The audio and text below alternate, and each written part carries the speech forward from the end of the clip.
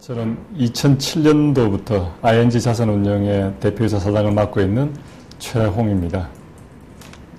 영광이고요. 왜냐하면 50대 몸짱이란 두 개의 단어가 잘 어울리는 게 아닌데 됐다는 건 굉장히 좋은 거고, 이제 어떤 분들은 그게 너무 부각이 돼서 내가 본래 가지고 있는 그 프로페셔널한 그런 CEO로서의 어떤 모양이 또 흐려지는 게 아닌가라는 얘기도 하시지만은 그렇지는 않았던 것 같아요. 왜냐하면은 처음에는 이제 언론들이 이 몸짱이 됐다는 사실에만 이제 팩트만 가지고 이렇게 집중을 해서 조명을 했었지만은 지나면서 저희들 회사의 비즈니스 하고도 연관시켜서 이런 몸짱을 만드는 과정들이 제가 하고 있는 비즈니스에 어떤 영향을 미쳤고, 또 제가 어떤 생각으로 이런 몸짱 대회에 도전을 하게 됐는가를 갖다가 균형 있게 다루어졌거든요. 그 과정에서 회사가 자산이 11조에서 20조로 는 이야기라든지, ING 내 100개 회사 중에서 우리가 직원 만족도 4기가 가장 높은 회사로 올라갔다든지, 이런 것들을 균형 있게 다루줌으로써 단순히 이게 어떤 몸짱만을 갖다 부각시킨 게 아닌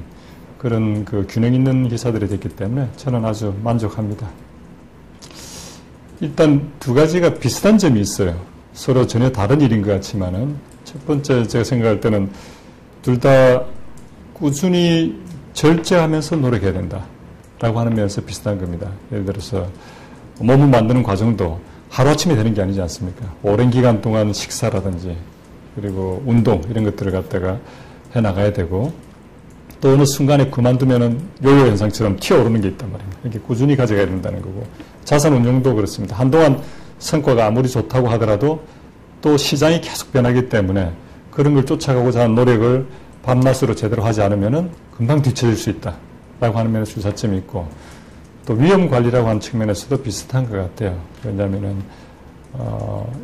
자산 운용을 하다 보면은 어느 순간 욕심이 날 때 있고, 자기 확신이 강해서 그래서 그쪽 베팅을 심하게 하게 되는 경우가 있는데, 그럴 경우에 보면은 크게 망가질 수 있는 가능성들이 꼭 있습니다.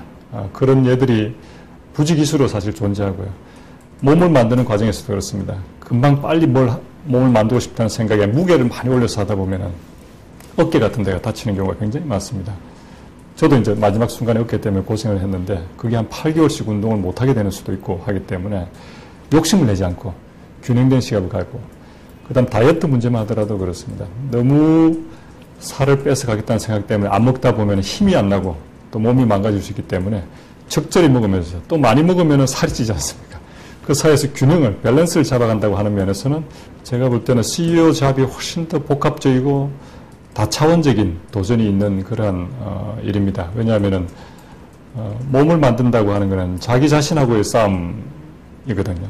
자기를 통제하고 자기가 가지고 있는 욕망을 이겨나가는 과정이 사실은 이런 거죠. 골프도 마찬가지의 운동이라고 할 수 있는데, 이 CEO라고 하는 것은 자기 자신의 절제와 통제뿐만 아니라 이해관계가 다른 무수한 사람들, 직원도 있고 우리 고객도 있고 그 다음 사회 일반도 있고, 이 속에서 자기가 균형되게 그 사람들의 갈등 요소를 없애면서 하나의 방향으로 끌고 가야 되기 때문에, 그런 면에서 보자면은 자기 자신만 잘한다고 되는 문제가 아니거든요. 그래서 그런 면에서 CEO 잡이 훨씬 더 챌린징한 것 같습니다. 콜롬비아 대학 이제 박사과정에 들어가게 된 과정인데, 제가 사실 대학교 때는 공부 빼고 딴 거 다 했습니다.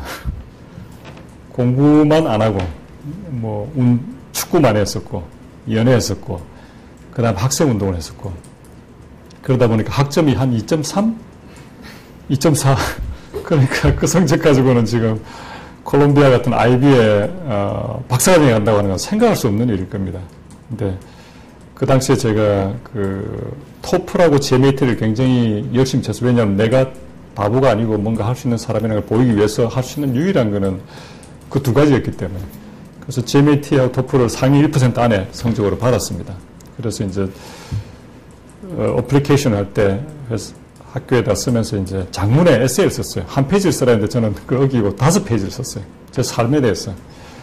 어릴 때부터 쭉 왔던 과정들, 그리고 왜 내가 학점이 이렇게 나쁠 수밖에 없었느냐. 그렇지만은 보다시피 이런 성적들이 충분히 있기 때문에 그런 가능성은 보여줬다. 그래서 앞으로 내가 하고 싶은 이야기들 또 이렇게 쭉 그 이야기를 하면서 보내셨어요.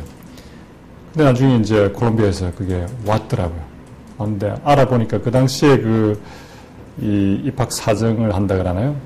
박사과정 뽑는 분 중에 하나가 랄라 그라임스라고 하는 분이 있었는데 그분이 이제 그걸 읽고 그게 조금 감동을 받았는가 봐요.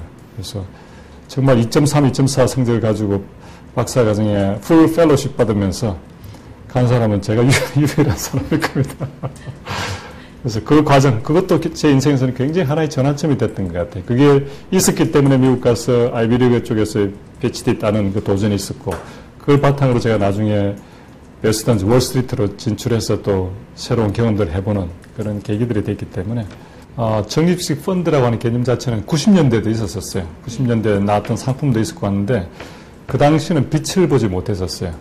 왜냐하면은 90년대 생각해 보시면 알겠지만 우리나라 금리가 5%씩 이렇게 갈 때입니다.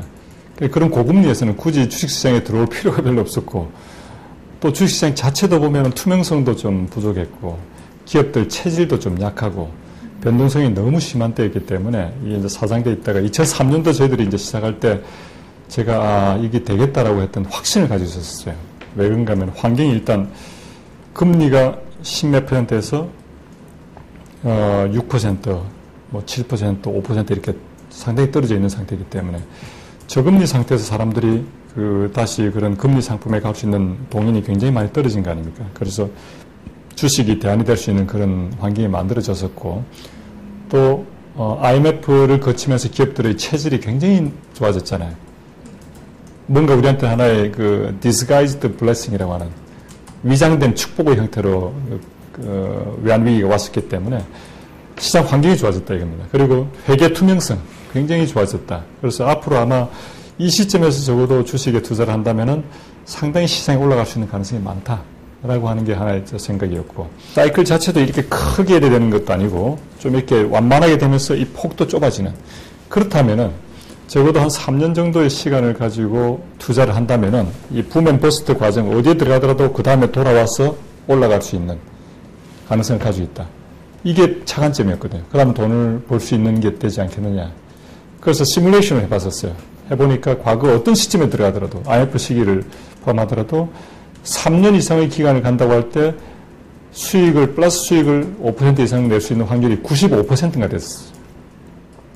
굉장히 중요한 오브저베이션이었죠. 그래서 그걸 바탕으로 해서 일단 언론에다가 그 다음에 이제 저희들이 했던 게 언론을 많이 활용했습니다. 아무래도 주요 언론들이 그런 메시지를 가장 강하게 보낼 수 있기 때문에 했었고 또 하나가 이제 어느 채널을 통해서 팔 것이냐 하는 문제가 있었죠. 근데 이제 그전엔 주로 증권사들이 주요 채널이지 않았었습니까? 근데 이번에는 은행을 해보자. 왜냐하면은 적립식이라고 하는 게 매달 이렇게 돈을 넣어서 가는 적금 형태의 상품이잖아요. 그러니까 은행에서 사람들이 예금과 적금에 대한 이 경험이 있었기 때문에 친숙하거든요. 그래서 아마 비슷한 개념에서 은행을 통해서 할 수 있을 것이다 라고 생각을 했었고 또 은행들이 점포가 굉장히 많지 않습니까? 1200개. 그래서 저희들이 KB하고 가장 먼저 시작을 했던 게 1200개의 점포를 가지고 있는 그리고 적금 상품을 통해서 이미 이 상품의 구조에 대해서 익숙한 투자들이 많이 있으니까 그걸 통해서 채널을 잡았고 아까 말한 그런 이론적인 그리고 시대적인 이 바탕들을 갖다 같이 묶어서 볼 때 적립식은 되겠다라고 생각을 하고 그때 했던 거죠. 그 결과 이제 결국은 저희들이 생각했던 것보다도 더 크게 시장이 많이 크게 되고 특히 주식형 같은 경우는 저희들 시작할 때는 한 6조밖에 안 됐어요. 전체 산업이. 그게 180조가 넘게끔 30배 이상의 폭발적 성장을 한 게 불과 3, 4년 사이였었죠. 그렇게 시작이 된 겁니다.